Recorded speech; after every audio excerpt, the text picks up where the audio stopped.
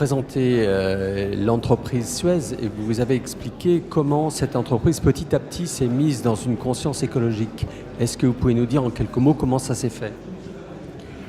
Oui, Suez s'est lancé dans ce qu'on appelle la révolution de la ressource parce que les ressources naturelles vont se raréfier et cela à un rythme encore plus important que ce qu'on a connu au cours des dernières années.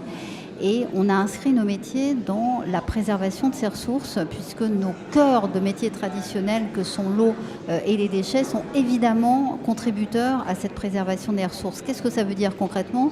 Ça veut dire pour l'eau, comment l'économiser, comment maximiser son usage, comment faire en sorte par exemple que les eaux usées traitées, c'est-à-dire celles qui sortent des stations d'épuration et d'autres usages en agriculture, en industrie par exemple, et puis pour les déchets ça veut dire évidemment inscription dans une logique d'économie circulaire qui consiste à faire en sorte que les déchets les uns deviennent des ressources et donc derrière il y a des politiques assez puissantes de valorisation matière et de valorisation énergétique des déchets, tout cela pour offrir à nos clients finalement un mode de développement qui soit déconnecté de la consommation des ressources naturelles. Vous disiez aussi qu'il y a de plus en plus de prise de conscience des entreprises de ces questions-là.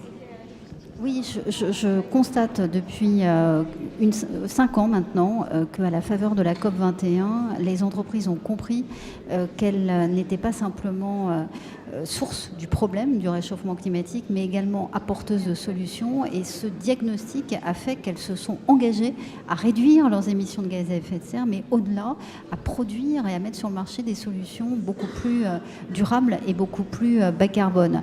Le monde de la finance, de son côté, a fait aussi des évolutions qui sont très très fortes. Et là également, en l'espace de peu d'années, décarbonent par exemple leur portefeuille, que ce soit des banques, des assurances, des gestionnaires d'actifs.